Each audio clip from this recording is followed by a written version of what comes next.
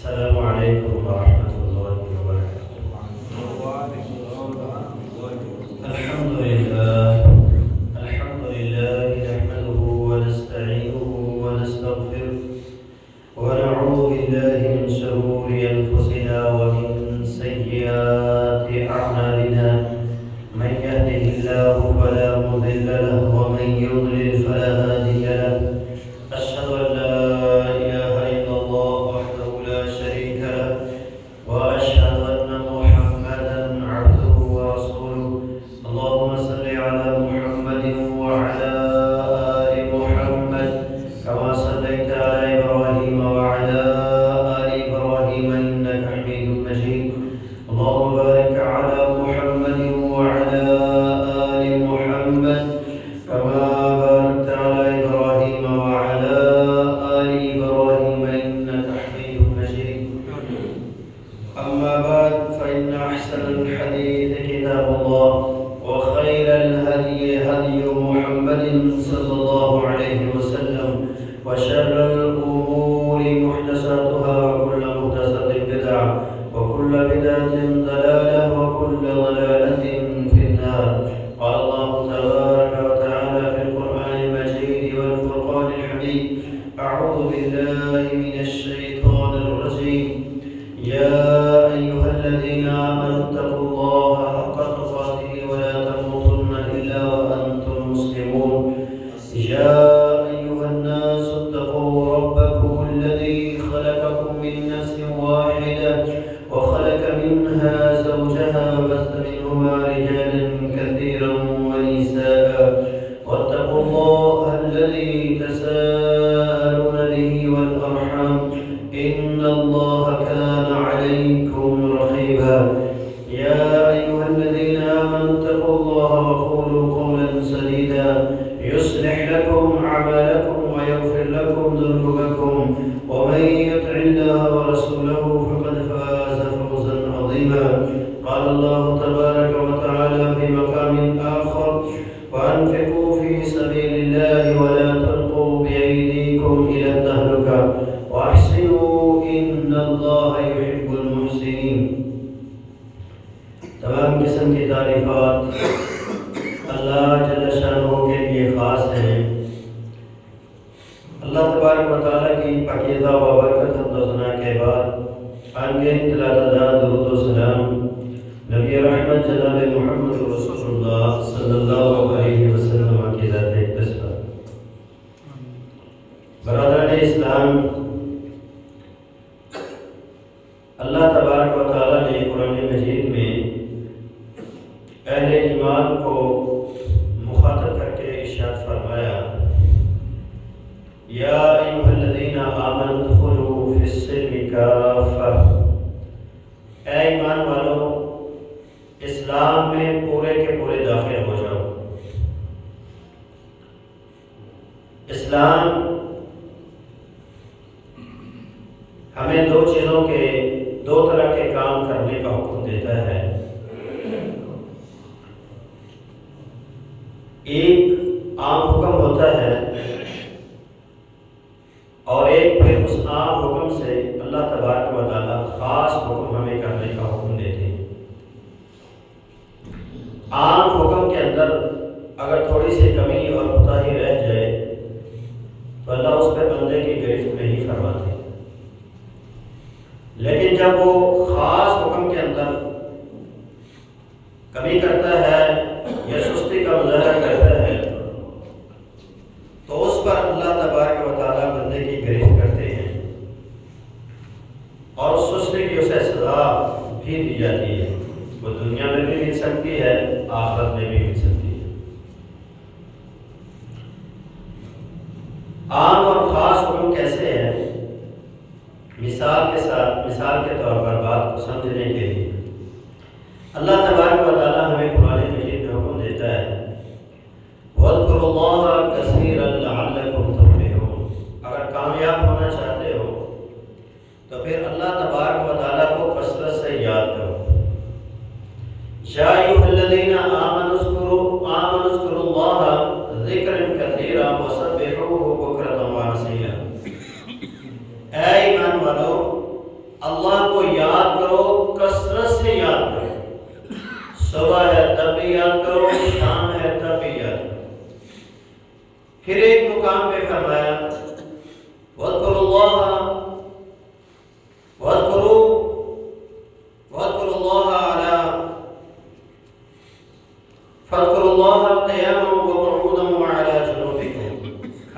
تب بھی یاد کرو، بیٹھے ہو تب بھی یاد کرو، لیٹے ہو تب بھی یاد کرو، جس حال میں بھی ہو اللہ کو یاد کرو۔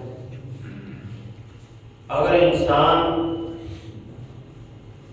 اللہ رب العالمین کے بتلائے ہوئے طریقوں کے مطابق اور اس کی رسول کی دی ہوئی ہدایت کے مطابق زندگی گزارتا ہے تو وہ اس آیت کا مصداق بن جاتا ہے کہ وہ کھڑا ہوتا ہے تب بھی وہ اللہ کی یاد میں ہوتا ہے، بیٹھا ہوتا ہے تب بھی وہ اللہ کی یاد میں ہوتا ہے، گھر میں ہوتا ہے، بازار میں ہوتا ہے، مسجد میں ہوتا ہے، جہاں بھی ہوتا ہے، حتیٰ کہ واش روم میں بھی جاتا ہے تو وہاں پہ بھی وہ اللہ کو یاد کے اندر ہی ہوتا ہے۔ کوئی بندہ اگر واش روم میں جا رہا ہے، دعا پڑھ کے جا رہا ہے، نکل رہا ہے تو اللہ کو یاد کرتے ہوئے نکل رہا ہے تو وہ بندہ ہر حال میں اپنے اللہ کو یاد کرتا ہے۔ یہ یاد عام ہے اور اس پر ہر بندے کا پورا اترنا بہت مشکل ہے۔ اگر کوئی اترتا ہے تو وہ بہت اچھا ہے۔ اب آپ دیکھیں اللہ نے اس یاد والے حکم سے ایک حکم خاص کر دیا اور اپنے نبی سے کہا اقیم الصلاۃ لذکری، میری یاد کے لیے نماز پڑھ، اور پھر تمام مومنوں سے خطاب کرتے ہوئے کہا ان الصلاۃ کانت علی المؤمنین کتابا موقوتا۔ ہر وقت اگر یاد نہیں بھی کر سکتے تو ان 5 اوقات کے اندر جو میں نے تمہارے اوپر فرض کیے ہیں، مقرر کیے ہیں، ان مقررہ اوقات کے اندر 5 وقت دنیا سے بے نیاز ہو کر میرے سامنے آ جاؤ تو میں تم سے راضی ہوں۔ یعنی خاص حکم کر دیا، عام حکم سے ایک خاص حکم دے دیا۔ اسی طرح اسلام نے ہمیں انفاق فی سبیل اللہ کرنے کا حکم دیا، خرچ کرنے کا حکم دیا۔ تو اللہ تبارک و تعالیٰ ایک عام حکم دیتے ہیں، وہ کیا ہے؟ یسألونک ماذا ينفقون قل العفو۔ اے میرے محبوب یہ آپ سے آ کر پوچھتے ہیں کہ ہم کیا خرچ کریں، تو آپ ان سے کہیے جو مال تمہاری ضرورتوں سے زائد ہو وہ سارا خرچ کر۔ ایک بندے کے پاس آج کا رزق ہے، جو زیادہ ہے وہ خرچ کر، یہ عام ہوگا۔ اس آیت پر اور اس حکم پر ہر بندہ پورا نہیں اتر سکتا، اور نہ ہر بندے کا ایمان اس لیول کا ہوتا ہے کہ وہ اس آیت کا مصداق بن سکے۔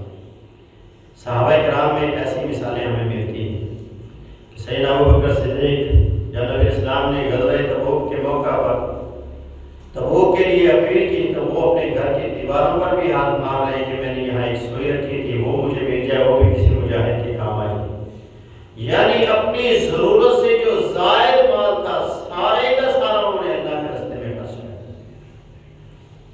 کچھ ایسے بھی تھے جنہوں نے اپنی ضرورتوں پر دوسروں کو ترجیح دی، خود بھوکے رہ کر انہوں نے دوسروں کو کھلایا۔ تو ایسی مثالیں صحابہ کے دور میں ہمیں ملتی۔ تو بعد میں آنے والے اس امام کے لیول کو نہیں پہنچ سکتے، تو اللہ رب العالمین نے پھر انہیں یہ حکم دیا کہ سارا نہیں خرچ کر سکتے تو پھر اتنا تو ضرور کرو کہ ایک مال جو نصاب کو پہنچ جائے اور اس پر 1 سال کا عرصہ بھی گزر جائے، یعنی 1 سال تک تم اس مال سے فائدہ اٹھاتے رہے، 1 سال تم نے فائدہ اٹھایا اور 1 دن اپنے رب کے لیے اس میں سے کتنا خرچ کرنا ہے؟ صرف 2.5 فیصد، یعنی یہ خاص ہو۔ اب کوئی بندہ اگر اس خاص حکم سے کوتاہی کرے گا یا اس خاص حکم سے روگردانی کرے گا تو اس کی سزا ہے، وہ اس پر پکڑا جائے گا۔ دنیا میں بھی اس میں مشکل وقت آ سکتا ہے، پریشانیاں مسائل کا سامنا کرنا پڑ سکتا ہے، اور آخرت میں تو یقیناً وہ اس چیز کی سزا سے دوچار ضرور ہو۔ نصاب کیا ہے؟ اگر آپ کے پاس سونا ہے اور اس کی مقدار 7.5 تولے ہے تو پھر اس پر آپ کو 2.5% اللہ کے راستے میں خرچ کرنا ہوگا، اور اور یہ ہر سال کچھ لوگوں کا یہ مسئلہ نظر ہوتا ہے ایک دفعہ ہم دے دیں تو بعد میں اس کی زکوٰۃ نہیں، جو مال آپ کے پاس ہے چاہے آپ استعمال کریں یا نہ کریں، آپ نے رکھا ہوا ہے تو آپ پر اس کی زکوٰۃ لاگو۔ وہ 7.5 تولے سونا ہے تو پھر بھی آپ کو اس کی زکوٰۃ دینا ہوگا، یا 52.5 تولے چاندی سونا ہے، اس کی الگ مقدار اور ریشو اسلام نے مقرر کی ہے، چاندی ہے تو اس کی الگ ہے۔ اگر چاندی 52.5 تولے ہے تو اس پر آپ کو زکوٰۃ ادا کرنا ہوگی۔ کچھ لوگ ایسے ہوتے ہیں کہ ان کے پاس سونا بھی اتنا نہیں ہے کہ اس پہ زکوٰۃ ہو اور چاندی بھی اتنی نہیں ہے کہ زکوٰۃ ہو، اگر دونوں کو ملا کر زکوٰۃ کی مقدار کو پہنچ جاتا ہے تو اس پہ بھی زکوٰۃ ہے۔ زکوٰۃ کی شرح کہاں سے ہمیں شروع کرنی چاہیے، کہاں سے ہم زکوٰۃ ادا کر سکتے ہیں، تو محدثین اس کے بارے میں ہمیں یہ رہنمائی کرتے ہیں کہ اگر آپ کے پاس 52.5 تولے چاندی کی مقدار کے برابر روپیہ پیسہ ہے تو آپ پر زکوٰۃ فرض ہے۔ تو 52.5 تولے چاندی جو آج کل کے دور میں تقریباً ₹1,00,000 کے قریب ہے، تو جس بندے کے پاس ₹1,00,000 کی مالیت ہے اس پر زکوٰۃ فرض ہے۔ اس کے علاوہ کاروبار کے اوپر زکوٰۃ ہوگی۔ کون سا کاروبار؟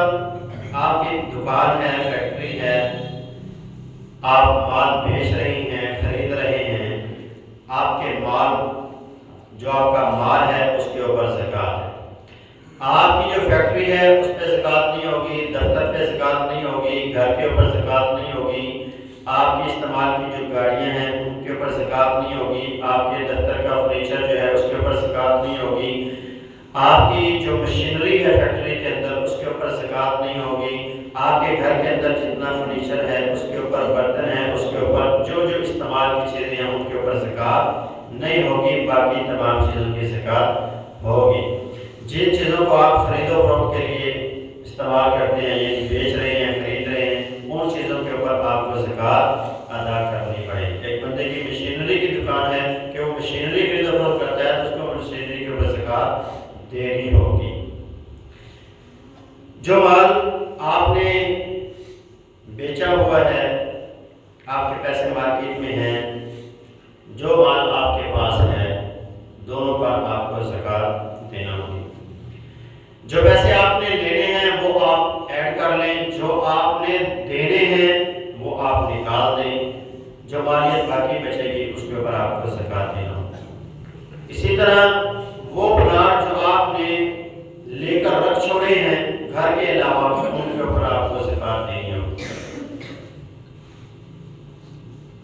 اسی طرح جو زرعی زمین ہے جہاں سے آپ اناج وغیرہ حاصل کرتے ہیں اس کے اناج کے اوپر زکوٰۃ ہے، اناج کے اوپر آپ کو زکوٰۃ دینا ہوگی۔ اور وہ کیا ہے، جب بھی فصل آتی ہے تو اگر وہ فصل اس صورت میں آ رہی ہے کہ آپ اپنا پانی لگا رہے ہیں، جو آسمانی پانی سے کچھ فصلیں ہوتی ہیں جنہیں برانی زمینیں کہا جاتا ہے کہ وہاں پانی کا بندوبست نہیں ہوتا، بارش ہو تو فصل ہو جاتی ہے، نہ ہو تو نہیں ہوتی، تو ایسی زمینیں جہاں پہ انسان کا خرچہ خود کا ہو رہا ہے، پانی اپنا لگا رہا ہے، تو ایسی صورت کے اندر اسے 20 من یعنی 18 من 5% ہوتا ہے، 18 سے 20 من اگر فصل ہوتی ہے تو اس میں سے 1 من وہ اللہ کے راستے میں اس کو دینا ہوگا۔ اور اگر وہ برانی زمین ہے یعنی آسمانی پانی سے ہی وہ سیراب ہوتی ہے یا وہاں نہری پانی کا نظام ہے، اس کا اپنا خرچہ کوئی نہیں ہے، ایسی صورت کے اندر اسے 10 من کے اوپر 1 من یعنی آدھا عشر جو ہوتا ہے وہ اسے دینا ہوگا۔ 20 من پر جو اپنی پیداوار اپنے خرچے پر اگائی گئی زمین ہے، اور جو زمین آسمانی پانی سے سیراب ہوتی ہے اس کے اوپر 10 من کے اوپر 1 من ہے۔ کچھ ایسے لوگوں کے پاس پیسے ہوتے ہیں کہ وہ دار پر گئے ہوتے ہیں اور ان کے ملنے کے چانس نہیں ہوتے. ایسے پیسے کئی لوگوں کے پاس سے ہوتے ہیں کہ جن کے ملنے کے چانس نہیں ہیں. انہیں یہ امید ہو چکی ہے کہ اب یہ پیسے ملیں گے نہیں، ڈوب گے. تو ایسے بندے کو ان پیسوں کی زکوٰۃ نہیں دینا ہوگی. جب اسے ملے تو وہ 1 سال کی زکوٰۃ نکال دے، اور اس کے بعد جب تک وہ اس کے پاس رہیں گے اسے زکوٰۃ دینا ہوگا. اسی طرح جانوروں کے اندر بھی اللہ تبارک و تعالیٰ نے زکوٰۃ کا فریضہ انجام دیا. اگر کسی بندے کی آمدنی اور ذرائع اس حد کو نہیں پہنچتے جو نصاب اللہ نے مقرر کیا ہے، تو ایسی صورت کے اندر اگر وہ زکوٰۃ دینا چاہتا ہے تو دے. اس سے اسلام نے منع نہیں کیا ہے. کوئی بندہ اگر اللہ کے راستے میں خرچ کرنا چاہتا ہے تو وہ کر سکتا ہے. تھوڑا مال ہے تب بھی کر سکتا ہے، زیادہ مال ہے تو پھر تو اس کے اوپر فرض ہو جائے گا اور اس کو کرنا ہی کرنا پڑے گا. تو یہ نصاب ہے جو مختصر سا میں نے آپ کے سامنے بیان کیا ہے.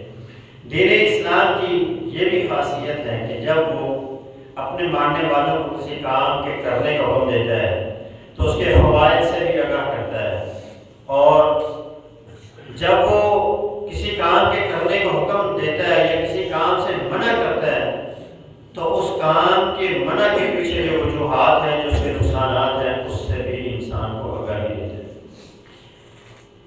انفاق فی سبیل اللہ کے کیا فوائد ہیں، کیا ثمرات ہیں؟ اس کا ایک فائدہ یہ ہے کہ جو بندہ اللہ کے راستے میں مال خرچ کرتا رہتا ہے وہ بندہ سیدھے راستے پر اور ہدایت پر اور جنت میں جانے والے لوگوں میں شامل ہو جاتا ہے. قرآن مجید میں اللہ تبارک و تعالیٰ نے سورہ بقرہ کے آغاز میں یہ بات ارشاد فرمائی کہ متقین وہ لوگ ہیں جو ایمان بالغیب رکھتے ہیں، نماز قائم کرتے ہیں، جو مال اللہ نے انہیں دیا ہے اس میں سے اس مال کا حق ادا کرتے ہیں، یعنی زکوٰۃ صدقات کرتے ہیں. پہلی آسمانی کتابوں پر بھی ایمان رکھتے ہیں، اسلام پر بھی، قرآن پر بھی ایمان رکھتے ہیں. آگے اللہ فرماتا ہے اولئک علی ھدی من ربہم واولئک ھم المفلحون. یہ لوگ ہیں جو ہدایت پر ہیں اور یہی لوگ کامیاب اور کامران ہیں. تو کامیابی اور کامرانی ان لوگوں کے قدم چومتی ہے جو لوگ اللہ کے راستے میں خرچ کرتے ہیں. اور اس کا دوسرا پہلو بھی اللہ نے قرآن میں واضح کیا، وہ بھی سورہ بقرہ میں. اللہ فرماتا ہے وَأَنفِقُوا فِي سَبِيلِ اللَّهِ وَلَا تُلْقُوا بِأَيْدِيكُمْ إِلَى التَّهْلُكَةِ.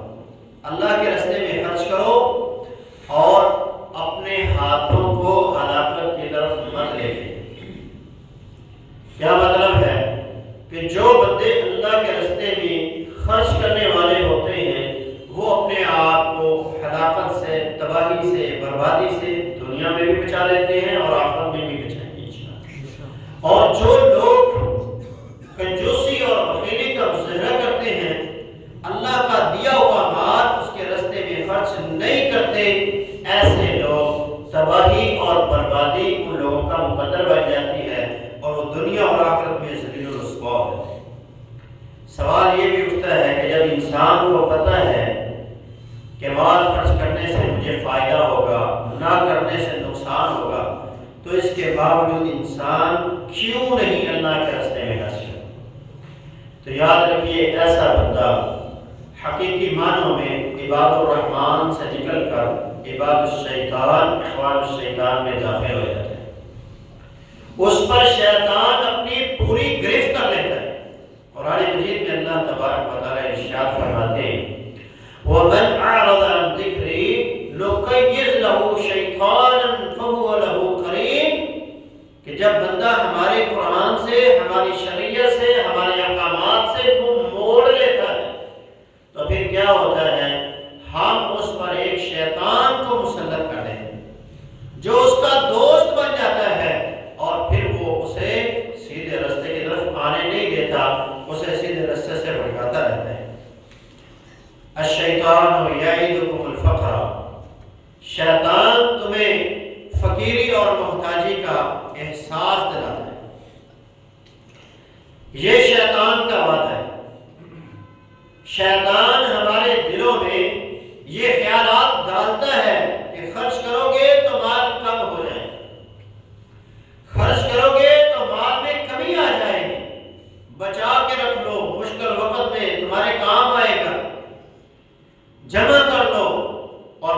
محبت ہمارے دلوں میں وہ پیدا کرتا جاتا ہے تو انسان پھر بخیل اور کنجوس بنتا جاتا ہے۔ یہ کیسی انسان کی خود غرضی ہوتی ہے اور کیسی بے حیائی ہوتی ہے کہ انسان مالک کی مرضی کے بغیر اپنی من مرضی کرتا ہے۔ کسی بندے کو ہم اپنے پاس ملازم رکھیں اور ہم اس کو کہیں کہ ایسے ایسے یہ کام کرنے ہیں اور وہ اپنی مرضی سے کرتا رہے بلکہ کرے ہی نہ، تو مال کا حقیقی مالک اللہ ہے۔ یہ مال، یہ دنیا، ہر چیز اللہ کی ہے۔ وَلِلَّهِ مَا فِي السَّمَاوَاتِ وَمَا فِي الْأَرْضِ وَلِلَّهِ مُلْكُ السَّمَاوَاتِ وَالْأَرْضِ وَلِلَّهِ مِيرَاثُ السَّمَاوَاتِ وَالْأَرْضِ۔ ہر چیز کا مالک اللہ ہے۔ اس نے تھوڑے وقت کے لیے مجھے اور آپ کو اختیار دیا ہے کہ اس کو ایسے ایسے ایسے خرچ کرو، ایسے ایسے کماؤ، ایسے ایسے کرو، اور جب ہم اپنی مرضی کرتے ہیں تو گویا ہم اللہ کے احکامات کو چھوڑ کر اپنی من مانی کرتے ہیں، اپنی من مانی کرتے ہیں، تو ایسا انسان شیطان کی گرفت میں آ جاتا ہے، شیطان کا بھائی بن جاتا ہے، اور عباد الرحمن اللہ کے بندوں سے نکل کر عباد الشیطان کے اندر داخل ہو جاتا ہے، اور ایسا بندہ ناکام ہی ناکام ہوتا ہے۔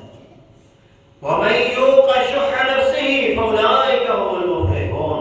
اللہ کہتا ہے لوگوں، اگر تم اللہ کے راستے میں اللہ کے راستے میں خرچ کرنے میں کامیاب ہو گئے تو تم ہمیشہ ہمیشہ کے لیے کامیاب ہو جاؤ گے، اور جس بندے کو اللہ نے بخیلی کنجوسی سے بچا لیا وہ بندہ کامیاب اور کامران ہے۔ شیطان ہمیں کہتا ہے خرچ کرو گے تو کام ہوگا، اللہ وعدہ کرتا ہے مَثَلُ الَّذِينَ يُنْفِقُونَ أَمْوَالَهُمْ فِي سَبِيلِ اللَّهِ كَمَثَلِ حَبَّةٍ أَنبَتَتْ سَبْعَ سَنَابِلَ فِي كُلِّ سُنبُلَةٍ مِّائَةُ حَبَّةٍ وَاللَّهُ يُضَاعِفُ لِمَن يَشَاءُ وَاللَّهُ وَاسِعٌ عَلِيمٌ۔ اللہ کہتے ہیں خرچ کرو گے بڑھاؤں گا، تم 1 روپیہ خرچ کرو، ایک چیز میرے راستے میں دو، میں 700 گنا تک ویسی چیزیں تمہیں عطا کروں۔ سبحان اللہ، یہ رب کا وعدہ ہے۔ اور آگے اللہ فرماتا ہے اگر اخلاص زیادہ ہوا واللہ واسع علیم، اللہ جانتا ہے کہ تمہاری نیت کیسی ہے، کس لیے خرچ کر رہے ہو۔ اگر للہیت کے ساتھ اللہ کی رضا اور اس کی خوشنودی کے لیے خرچ کیا تو اللہ فرماتا ہے 700 تو کیا، میں اس سے بھی زیادہ بڑھا کے دوں۔ تو اللہ کے راستے میں خرچ کرنے والے بندوں کا مال بڑھ جاتا ہے، کم نہیں ہوتا، اور جو اللہ کے راستے میں خرچ نہیں کرتے ان کا مال کم ہو جاتا ہے، نقصانات کا انہیں سامنا کرنا پڑتا ہے، اور ناکامی اور نامرادی اور تباہی اور بربادی کا انہیں سامنا کرنا پڑتا ہے۔ انفاق فی سبیل اللہ کرنے والے جنت کے حقدار ہوں گے، نہ کرنے والے جنت میں نہیں جائیں گے۔ رسول اللہ صلی اللہ علیہ وسلم تشریف فرما ہے، ایک صحابی جن کا نام ابن خصاصیہ ہے، نبی اسلام کے پاس آتے ہیں، اسلام قبول کرتے ہیں۔ اسلام قبول کرنے کے بعد نبی اسلام کی عادت مبارک تھی، آپ اپنے دستے مبارک پر دوسرے کا ہاتھ رکھتے اور پھر اس سے عہد اور معاہدہ کرتے کہ تو یہ کام کرنا ہے، یہ نہیں کرنا، یہ کام کرنا ہے، یہ نہیں کرنا۔ آپ اس سے عہد لیتے گئے بیعت لیتے گئے، یہاں تک آپ پہنچے کہ آپ نے کہا تو اللہ کے راستے میں خرچ بھی کرے گا اور اللہ کے راستے میں جہاد بھی کرے گا۔ تو انہوں نے کہا اے اللہ کے رسول، نہ میں جہاد کروں گا نہ میں اللہ کے راستے میں خرچ کروں گا، یہ 2 کام نہیں کروں گا، باقی سارے کام کروں گا۔ ابن خصاصیہ کہتے ہیں کہ پھر نبی علیہ السلام نے میرے ہاتھ کو پکڑا، اس کو جوڑا، جوڑنے کے بعد کہا ثم قال ولا صدقة ولا جہاد فبما تدخل الجنہ۔ اے خصاصیہ بتا، نہ تو جہاد کرے نہ تو اللہ کے راستے میں خرچ کرے، اور پھر تو بتا جنت میں جائے گا کیسے؟ گویا جنت میں جانے کے لیے اللہ کے راستے میں خرچ کرنا بھی ہوگا اور اللہ کے راستے میں جہاد بھی کرنا ہوگا۔ قرآن مجید میں رب تعالیٰ ارشاد فرماتا ہے ان اللہ اشتری من المؤمنین انفسهم واموالهم بان لهم الجنہ۔ اے ایمان والو، اللہ نے تم سے سودا کیا ہے، تمہارے جانیں تمہارے مال میرے ہیں اور بدلے میں تمہیں اپنی جنت کا وارث بناؤں۔ تو جو بندہ یہ کام کرے گا، اللہ کے راستے میں خرچ کرے گا، ایسا بندہ اللہ کی جنتوں کا حقدار ہوگا، اور جو بندہ اللہ کے راستے میں خرچ نہیں کرے گا وہ بندہ اللہ کی جنت میں نہیں جائے گا۔ جو انسان بخیلی کا مظاہرہ کرتا ہے، اللہ کے راستے میں مال خرچ نہیں کرتا، نقصانات، مسائل، پریشانیاں اس بندے پر ڈیرے ڈال لیتی ہیں۔ ہمارے یہاں کچھ لوگ نظر مانتے ہیں، نظر مانی جائے۔ نظر کی دو قسمیں ہیں، ایک جائز ہے اور ایک ناجائز ہے۔ جائز یہ ہے کہ اگر اللہ بندے کو کسی نعمت سے نواز دیتا ہے، نعمت ملنے کے بعد وہ کہتا ہے شکرانے کے لیے میں 100 نفل پڑھوں گا، شکرانے کے لیے میں اتنا صدقہ اللہ کے راستے میں کرتا ہوں، یہ جائز ہے۔ ایک ہمارے یہاں نظر مانی جاتی ہے جو ناجائز ہے، وہ کیا ہے؟ اللہ اگر یہ کام کیا تو یہ کروں گا، اللہ سے شرط لگا ہے، یہ ناجائز ہے، یہ نظر جائز نہیں ہے۔ ہاں اگر کوئی بندہ یہ کر بھی لیتا ہے تو اسے پھر اس کو پورا بھی کرنا چاہیے، ادھورا نہیں چھوڑنا، اس کو پورا کرنا چاہیے جو اس نے اللہ سے نظر مان لی۔ تو لالچی انسان، مال کا حریص انسان، کنجوس انسان، جب اس پر مصائب آتے ہیں، وہ اللہ کے راستے میں خرچ تو کر نہیں رہا ہوتا، تو اللہ اس کے اوپر مشکلات ڈال دیتے ہیں کہ وہ نظر مانتا ہے یہ پریشانی ختم ہوگی، میرا بیٹا ٹھیک ہوگا، میری یہ پریشانی ختم ہوگی تو اتنا صدقہ دوں گا، اتنے بکرے ذبح کروں گا، اتنا راشن تقسیم کروں گا۔ تو پھر ایسی وہ نظر مانتا ہے تو اللہ اس کی پریشانی کو ختم کر لیتے ہیں۔ یہ کنجوس سے مال اللہ کے راستے میں خرچ کروانے کے لیے ہوتا ہے۔ تو یہ مومنین ان چیزوں سے بچیں کہ وہ اپنے آپ کو مسائل اور پریشانیوں کے آنے سے پہلے ہی اپنے آپ کو ان چیزوں سے محفوظ کر رہے ہیں، اور اس کا طریقہ یہی ہے کہ وہ اپنے مال میں سے اللہ کے راستے میں صدقہ کرتے رہیں۔ کیونکہ نبی علیہ السلام نے 3 دفعہ قسم اٹھائی۔ آپ نے فرمایا واللہ ما نقصت، واللہ ما نقصت من مال، واللہ ما نقصت، 3 دفعہ آپ نے قسم اٹھائی اور کہا اللہ کی قسم وہ مال کم نہیں ہوتا جس مال سے صدقہ دیا جاتا ہے۔ جس مال سے اللہ کا حق ادا کیا جائے اس مال میں کبھی نقصان، کبھی آفت، کبھی پریشانی کا سامنا نہیں کرنا پڑتا۔ ہمارے یہاں بڑے سیانے لوگ ہوتے ہیں، وہ آ کر اس بندے کو سمجھاتے ہیں جو اللہ کے راستے میں خرچ کرنے والا ہوتا ہے، اس کو بچا کے رکھو، تیرے مشکل وقت میں کام آئے گا۔ نبی علیہ السلام صادق المصدوق پیغمبر کہیں کہ اللہ کی قسم اٹھا کر کہیں کہ مال کم نہیں ہوتا، اللہ کی قسم اٹھا کے کہیں کہ الصدقہ ترد البلاء، صدقہ بیماریوں کو، پریشانیوں کو، مشکلات کا خاتمہ کرتا ہے، آنے سے پہلے بندے کو محفوظ کر دیتا ہے۔ اور یہ بندہ کہے کہ نہیں بچا کے رکھو، مشکل وقت میں کام آئے گا۔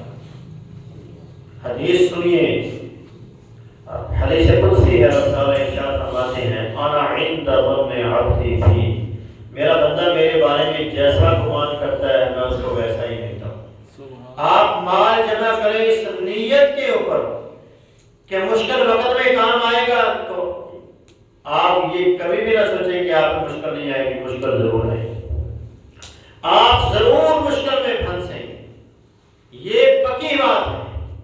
اور یہ حدیث قدسی ہے، رب تعالیٰ کا فرمان ہے کہ بندہ میرے بارے میں جیسا گمان کرے گا میں اس کو ویسا ہی ملوں گا۔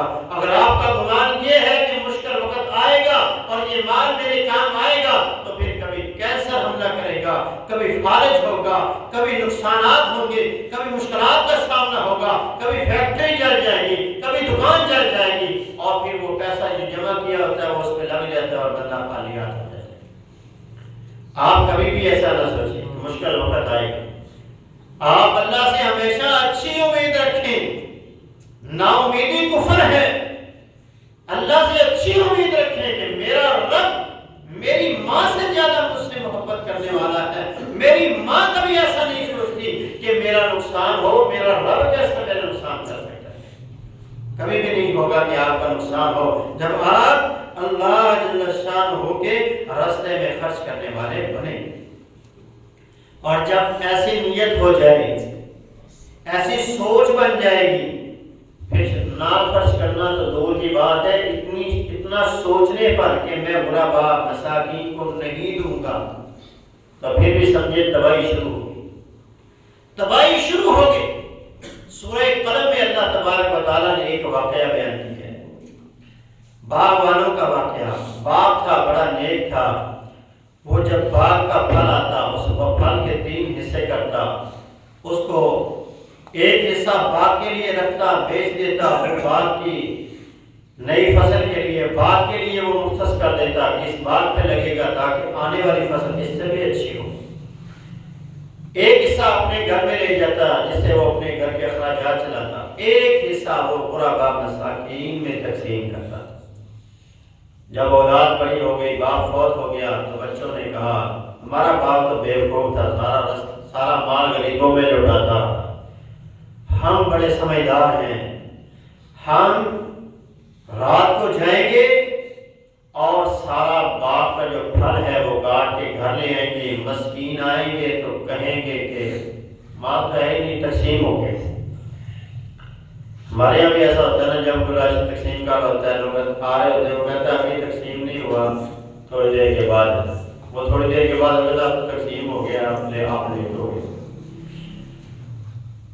تو انہوں نے بھی ایسا ہی کام کیا۔ قرآن کہتا ہے اب وہ صبح سحری سے پہلے اندھیرے میں اپنے باغ کی طرف جا رہے ہیں۔ اللہ یدخلن اليوم علیکم مسکین، اس انداز میں جا رہی ہیں، چپکے سے، پورا پاؤں بھی زمین پہ نہیں رکھ رہے، پاؤں کی انگلیوں پر چلتے ہوئے جا رہے ہیں کہ کسی مسکین کو خبر نہ ہو جائے کہ ہم باغ کی طرف جا رہے ہیں۔ جب وہاں پہنچے تو اللہ کہتا ہے فَأَصْبَحَتْ كَالصَّرِيمِ، وہ تو راکھ کی ڈھیری بن چکا تھا، باغ نہیں تھا بلکہ وہاں راکھ ہی راکھ تھی۔ تو ایک دوسرے سے کہنے لگے لگتا ہے ہم رستہ بھول گئے۔ تو ایک بھائی نے کہا قَالَ أَوْسَطُهُمْ، درمیان والا تھا، اس نے کہا بھائیو رستہ نہیں بھولے بل نحن محرومون، ہم تو محروم کر دیے گئے۔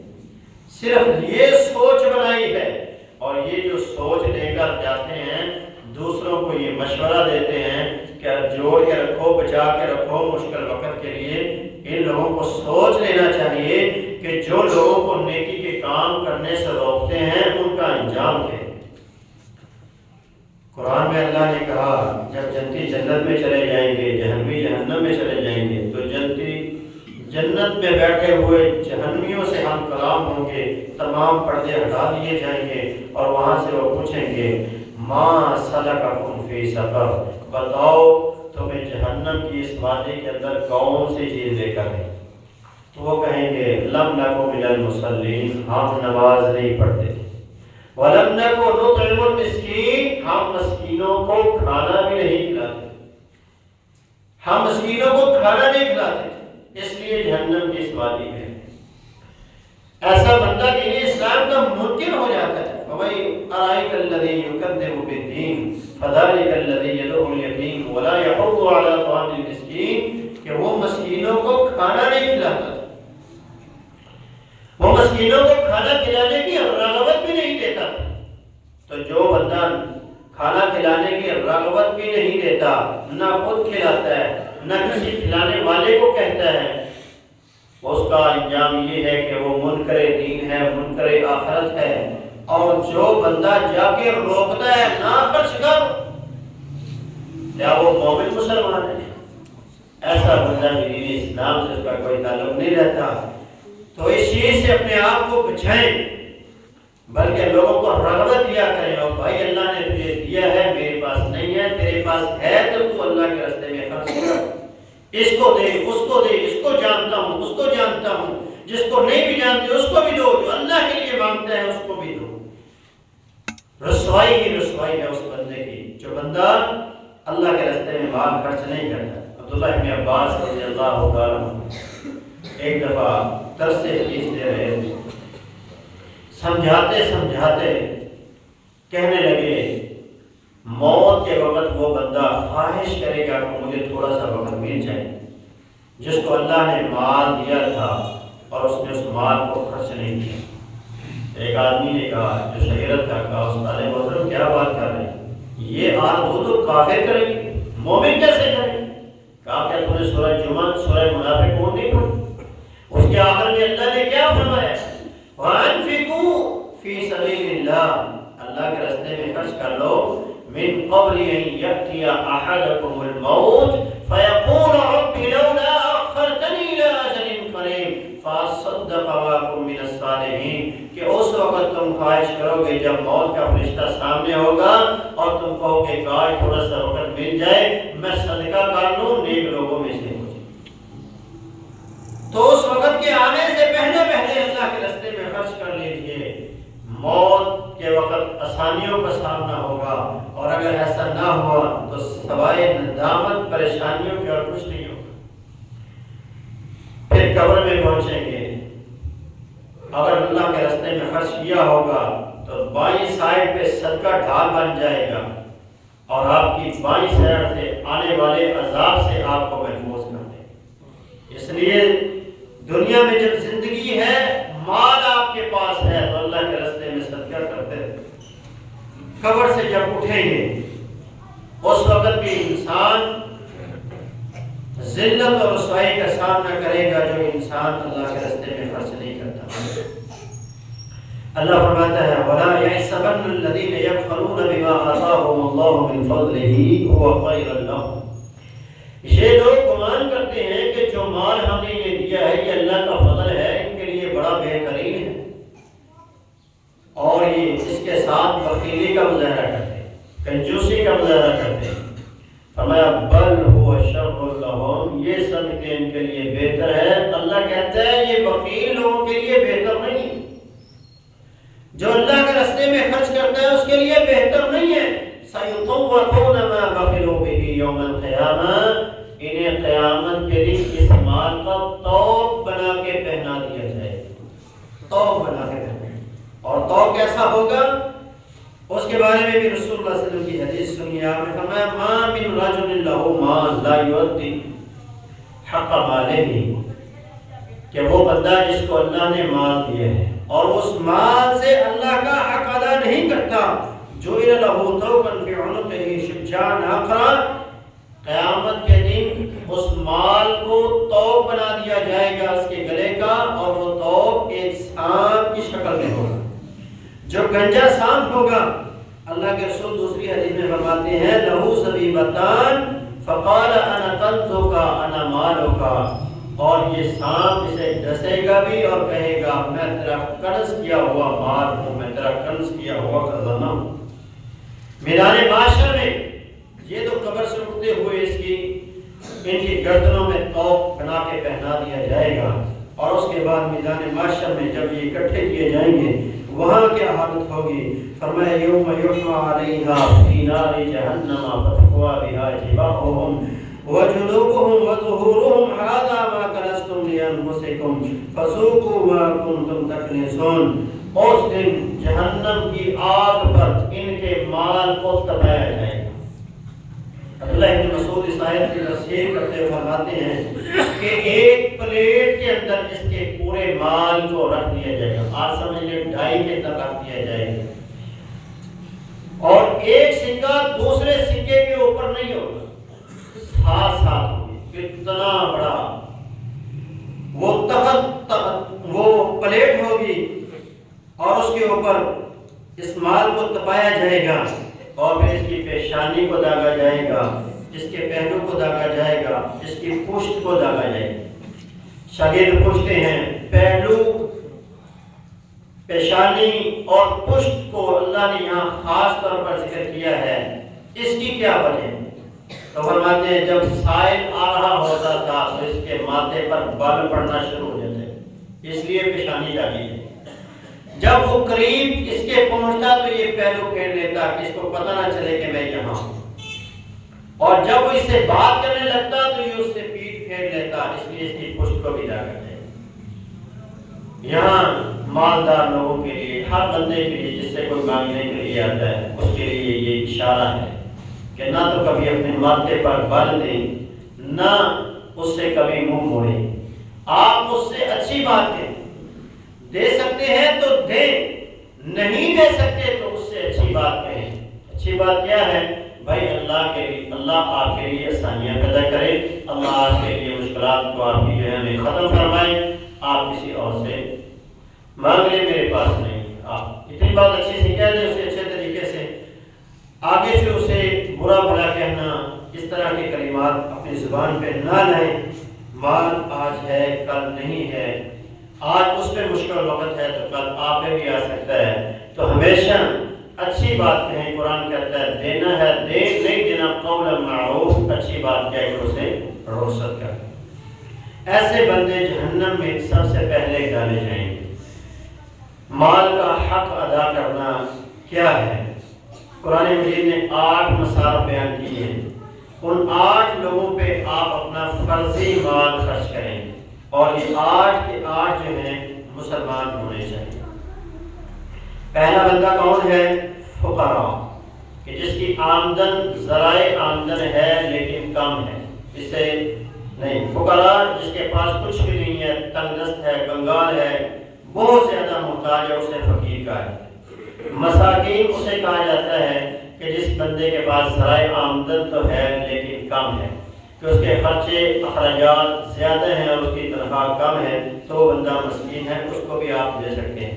عاملین، جو لوگ زکوٰۃ کو جمع کرنے والے ہوتے ہیں، وہ بھی اس مال میں سے اپنا حصہ لے سکتے ہیں۔ مؤلفۃ القلوب، جو نئے نئے مسلمان ہوتے ہیں، انہیں یا جنہیں آپ سمجھا رہے ہیں، ایسے کافر، ایسے لوگ کہ جو اسلام کے قریب ہیں، آپ کو یہ امید ہے کہ ان کو دینے سے یہ اسلام قبول کر لیں گے، مسلمان ہو جائیں گے رحم دلی کرنے سے، تو ایسے لوگوں پہ بھی زکوٰۃ آپ خرچ کر سکتے ہیں۔ قیدی لوگ جو بغیر کسی جرم کے پھنسے ہوئے ہیں جیلوں کے اندر یا کسی چٹی کے اندر انہیں پھنسایا گیا ہے، تو ایسے لوگوں کو بھی آپ زکوٰۃ دے سکتے ہیں۔ مقروض، کہ ایک بندہ کاروبار کر رہا ہے، کاروبار تباہ ہو گیا یا کوئی بندہ اس کے ساتھ فراڈ کر کے بھاگ گیا، تو ایسی صورت کے اندر وہ بندہ مقروض ہے، آپ اس کو بھی زکوٰۃ دی جا سکتی ہے۔ فی سبیل اللہ، جو اللہ کے دین کے کام ہیں، نیکی کے جتنے بھی راستے ہیں، ان تمام پہ زکوٰۃ خرچ کی جا سکتی ہے، سوائے مسجد کے۔ مسجد میں صرف خالص مال آپ کے صدقات کا لگے گا، زکوٰۃ سے نہیں لگا جائے گا۔ اگر بیت المال کے اندر سارا مال جمع ہوتا ہے تو اس صورت کے اندر آپ لگا سکتے ہیں۔ مسافر بندہ جو ہے، وہ چاہے امیر بھی ہو لیکن سفر کی وجہ سے جیب کٹ گئی یا گاڑی کا تیل ختم ہو گیا، کسی راستے میں پھنسا ہوا ہے، تو آپ اس مسافر کی مدد بھی کر سکتے ہیں جس کا زیادہ راہ ختم ہو چکا ہو یا وہ کسی وجہ سے پریشانی کا شکار ہو۔ مال خرچ کرتے ہوئے اللہ کے رضا کو ملبوس سے خاطر رکھیں، تھوڑا خرچ کریں یا زیادہ خرچ کریں، لیکن امید اللہ کے رضا اور اس کی خوش روزی ہونا چاہیے۔ ریاکاری سے اپنے آپ کو بچانا ہے، دے کر کے احسان نہیں جتلانا، اس سے بھی اپنے آپ کو بچانا ہے۔ اچھا مال اللہ کے راستے میں خرچ کرنا ہے، اور جو نکما اور ردی مال ہوتا ہے اسے اللہ کے راستے میں نہیں دینا ہے تو چھپا کر دینا ہے۔ خرچ کرتے وقت اپنا مال چھپا کر دیں تاکہ لوگوں کو علم نہ ہو۔ تو فرضی صدقے کے علاوہ بھی نفلی صدقہ آپ اللہ کے راستے میں کر سکتے ہیں، اور اس کے اندر بھی اسلام نے اعتدال کا حکم دیا ہے۔ کچھ لوگ ہوتے ہیں وہ مرنے سے پہلے کہتے ہیں سارا ٹرسٹ کو، سارا مسجد کو، سارا مدرسے کو، سارا اسپتال کو وقف ہے، یہ جائز نہیں۔ اسلام نے حکم دیا ہے کہ اگر کوئی بندہ اپنے مال میں سے خرچ کرنا چاہتا ہے تو وہ 1/3 حصہ اپنے مال میں سے خرچ کر سکتا ہے۔ سارا مال وہ اللہ کے راستے میں خرچ نہیں کر سکتا۔ ایک بندہ سارا مال اللہ کے راستے میں خرچ کر جاتا ہے اور پیچھے سے اولاد جو ہے وہ بھیک مانگ رہی ہے، لوگوں سے مانگ رہی ہے، تو ایسا صدقہ بھی اللہ کو قبول نہیں ہے۔ اللہ نے ایک اعتدال کا حکم دیا ہے، وَلَا تَبْسُطْهَا كُلَّ الْبَسْطِ۔ اگر ایسا کرو گے کہ سارا خرچ کر دو گے تو پھر بھی اللہ کو پسند نہیں ہے۔ اگر ایسا کر دو گے کہ اپنے ہاتھوں کو گردن کے ساتھ سمیٹ لو اور اس کو خرچ نہ کرو تو پھر بھی نقصان ہے۔ اعتدال پر رہ کر زکوٰۃ بھی ادا کریں اور عام صدقہ بھی اللہ کے راستے میں دیتے رہیں۔ اللہ تبارک و تعالیٰ ہر قسم کی پریشانی سے، ہر قسم کی مشکل سے ہمیں محفوظ فرمائے اور دین اسلام کے ہر حکم پر چلنے کی ہمیں توفیق عطا فرمائے۔